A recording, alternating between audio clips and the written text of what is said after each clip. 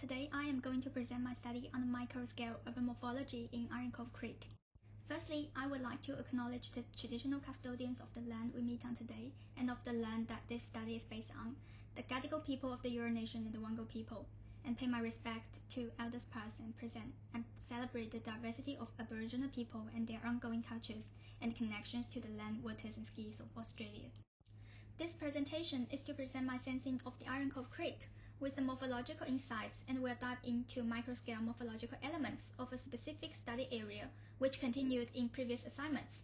Based on the analysis, recommendation for the future development of the place will be given at the end of the presentation. Here are a few reasons why I select the study area. Firstly, the lots are in line with the shape of the creek, with various of building typologies to dive deep into. Secondly, the bridge has rich meaning to the Wango people.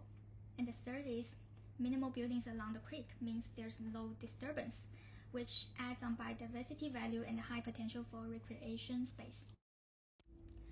During the pre-colonial period, the Parramatta River was an important sheer food source for traditional landowner, and salt marsh is crucial for its original ecosystem, provide habitat for fishes and water birds.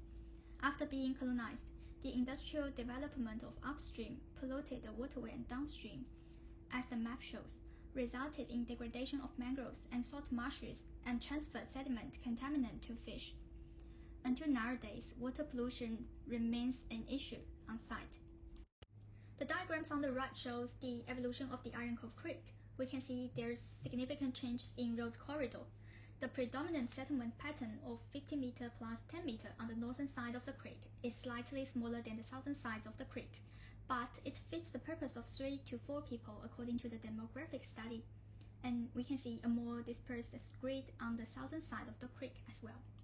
Here are a few drawings showing the urban context.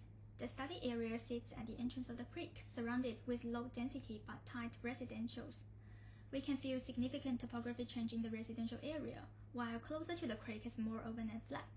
There's no sufficient vegetation coverage, but remains a few heritage buildings on site. We can see photos in next slide. During site visits, it can be discovered that there are great potential to connect to the broader ecosystem, and heritage and culture are well respected and maintained on site. For example, image A.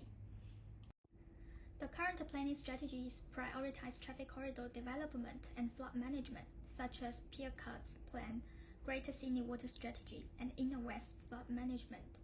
These documents set out the background of the later analysis and help to answer why the urban context and objectives are built in this way. The land zoning map indicates the planning in line with its location in flood-prone area, with small lot sizes and low-density residential. The section journeys to show the majority of the properties have raised property foundation to minimal flood issues. It can be discovered that most of the front yards and roadsides are planted with single variety or easy to survive and maintain vegetation, which shows the adaptation of interface. And there is also evolution in fence material and build form. The closer to the creek, the more water resistance material are selected, considering durability and flood issues. There are several modes of transport: driving, which is prioritized, cycling and walking, and there is minimal connection across the creek. The creek is currently fully fenced off for stepping into flood zone, which in line with the regional planning strategies, but also limited desirable movement patterns and linkage between north and south, although there's disability between two sides of the creek.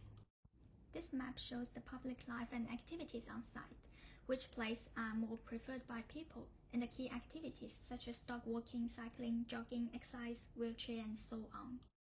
So there are a few key constraints for the site. The first is fence block of public engagement, keep the community away from the water.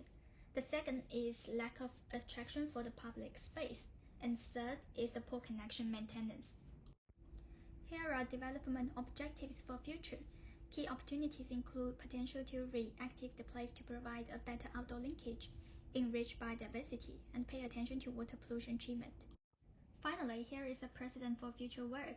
The Lois Park in Melbourne has been transferred into a more enjoyable community space, naturalize the creek and introduce wetlands for stormwater filtration and pollution treatment, flood modeling to ensure positive outcomes after being naturalized, and a more activated and connected open space for community. That's all my presentation. Thank you for your attention.